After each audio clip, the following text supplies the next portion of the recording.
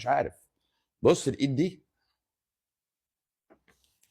بص الايد دي، شايف الايد دي عامله كده؟ شايف الايد دي عامله ازاي؟ شايف العصب اللي متغطي اجمالا ده؟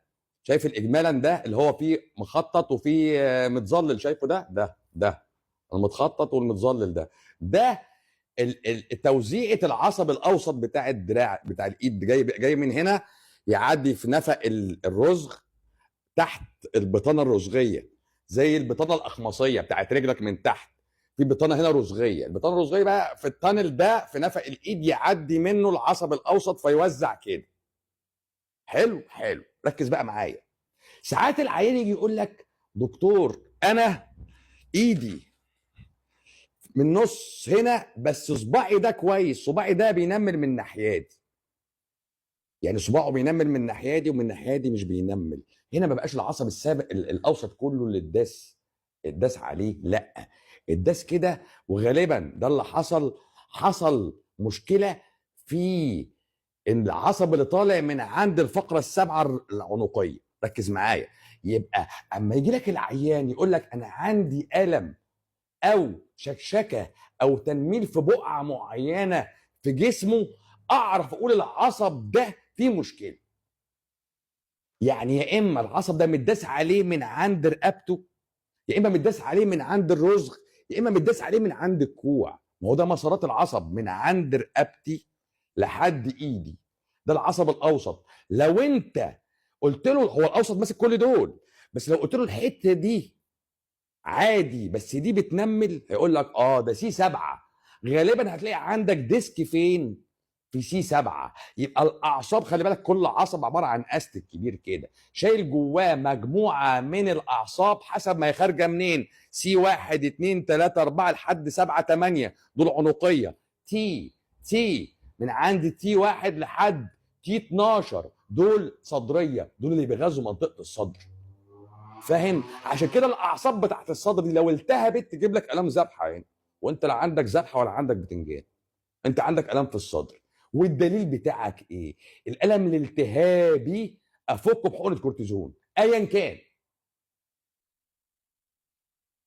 ايا كان. شكرا يا جنة الله. ايا كان، الم ذبحه افكه، الم ام اس افكه، نوبه تنميل افكها، نوبه حرقان بول ونشفان معده افكها. كل ده بحقنه كورتيزون. عشان كده الكورتيزون هو بالنسبه لهم كان بعبع. اقول لك على حاجه، جسمك شكله بنيته برده فعله على الدواء او الهرمونات بتتغير بعد النظام ده، بتتغير. هما الكتب كلها بتقول لك الكورتيزون بيورم الجسم وبيتخن. انا على النظام بتاعي لا، الكورتيزون بينزل الميه ويخسس. ها، ايه رايك بقى في الكلام اللي بقوله ده؟ يعني لو انا عايز حد اسبيد اب شغل، حتى لو بيغسل كده، لو عايز اسبيد اب شغل بتاعي، اديله كورتيزون وخليه يخس اسرع. ايه راي حضرتك بقى؟ ويخس دهون اسرع. ده الكورتيزون يا باشا. خلي بال حضرتك، انت ما قبل نظامي كنت فيسيولوجي مختلف، جسمك ملتهب، عنده موت خلايا بالعبيط يوميا. ايوه يا باشا، انت يوميا على الله بتموت خلايا كتير. عشان كده اليوريك اسيد عندكم عالي، اللي ماشيين على الالتهاب يوريك اسيد عنده عالي ليه؟ بيموت خلايا كل يوم يا باشا. ده تكسير خلايا بتاعت حضرتك انت، مش بتاعتي انا. فاهم قصدي ولا؟ اما يجي بقى العيان يقول لك ايه، اما يقول لي بقى الوجع، اقول له الوجع فين يا ابني؟ يقول لي ايه؟ بص يا دكتور، الوجع في الحته دي بس الحته دي لا. اقول له بس يبقى انت سي 7. لو عملنا رنين على رقبتك غالبا هتطلع سي 7 سي 8، فيهم مشكله، في ضغطه، متداس على العصب. بيبقى متداس عليه بقى ازاي بقى يا حبيب اخوك؟ شايف كده انت؟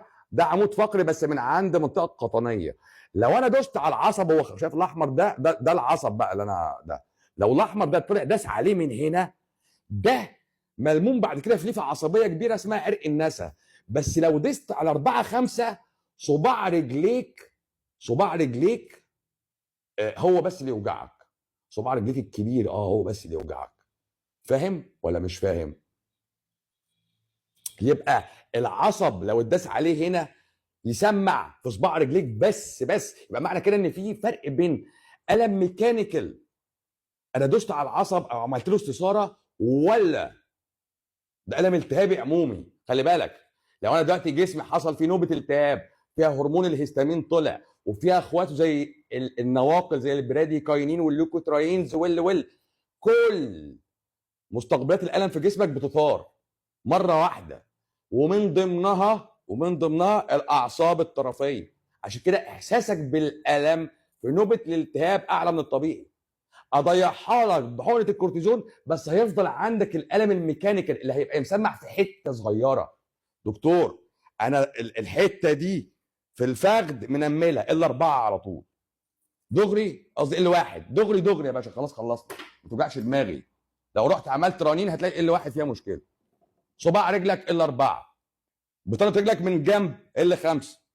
طب رجليك من بره وصباعك الصغير لا، ده عصعصي بقى. فهمت ولا ما فهمتش حاجه؟ مفيش حاجه اسمها كورتيزون بيعلي الضغط، بطلي هكس واقفلي البق. الكورتيزون بيعلي السكر، بيعلي الضغط، بيعلي السكر، عشان كده مفيد. امال مفيد ليه؟ الكورتيزون والسكر بيعلوا الضغط، فعشان كده مفيد. فهمتي ولا ما فهمتيش؟ مين اللي بتسال السؤال ده؟ ما نانو المصري طبعا ما بتفهمش حاجه. زيرو فهم. انا اللي اقوله بس، انا قلت حاضر ونعم وامين، حاضر ونعم وامين. لا نقاش ولا جدال ولا مقاوحه خالص. انت يعني معلش انا اسف، زيرو علم، حتى العلم اللي هتجيبه غلط. تنميل القدم انا قلت اهو بقى، التنميل القدم كلها لا، ده التهابي. صباع واحد حته معينه في رجليكي اقدر اقول ده ريديكولر، ده حته معينه. يعني بص انا هوريك رجل على فكره بالمناسبه. ها، دي صوره ايدي، دي صوره ايدي. الدكتور بقى هطلع يجي يقول لك انت هنا عندك انسداد في نفق الايد، فاحنا هنشقه عشان نعدي باشا الالتهاب اللي حصل في هذه البتاعه، البطانه او الرباط ده، وترسيب اميلود او ترسيب ساركويد، كل ده بسبب اكل حضرتك، ويفك معايا في 3 ثواني. بتاع الانسداد ده 3 ايام حرفيا راح الكلام ده. بس بص بقى هوريك رجل بقى، وغالبا برضو رجلي برضو. الرجل دي رجلي مش عارف ايه اهي. بص اهي، بص اهو، ادي رجليك من تحت اهي. بص، لو انت قلت لي الوجع واخد الثلاث صوابع ونص دول، خلاص قطنيه 4 5 ال 3 ال 4 ال 4 ال 5 موستلي. الصباع الصغير عصعص بقى اس 1 اس 2، مع ان كلهم عصب واحد. يعني الرجل كلها متغذيه بعصب اسمه عصب النسا وراس سياتيك. بس السياتيك لما بيجي تحت بيتقسم فروع. السياتيك ده فيه ال4 ال5 اس 1 اس 2 اس 3 اس 4، يبقى معاه 2 قطنيه و4 عصعصيه. بس لما تيجي تقول لي صباعي ده، يبقى انت قطنيه مش عصعصيه، ال4 ال5. يبقى معنى كده لما الاقي الصباع ده اقول له يا باشا اعمل رنين هتلاقي فيه ديسك. الصباع ده بقى، لكن مش بقى رجليك كلها مولعه نار، لا، رجليك مولعه نار كلها يا باشا، ده مش العصب عرق النسا، لا، انت جسمك ملتهب يا باشا. وهتلاقي مع التهاب الوجع ده هتلاقي معاه امساك وانتفاخات وحرقان في البول ونشفان في الريق وجفاف في العين.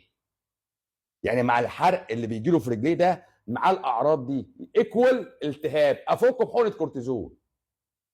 بص سحر سالم دلوقتي، صح، عسل يا ضاضه، احنا كده خدنا على بعض يا سحر، وكلام الناس كتر كده، كلام الناس كتر. ساره غامدي بتقول لك موسوعه طبيه، انت مش لسه بتقولي من شويه اللي مصر فيها حريه ايه يا بنتي؟ مفيش حريه، ده قفلوا لي العياده مرتين، قفلوا العياده مرتين وفصلوني من الجامعه. فهمتي ولا ما فهمتيش؟ هم ما عرفوش يعملوا معايا حاجه. يا رب تكوني فهمتي بس. بص يا استاذه نام، انا بفهم والله يا دكتور، انا مش عياله صغيره، انا مسنه يا دكتور. بصي، لو علقت تعليق شبه كده تاني مع انك ما غلطتيش هعمل لك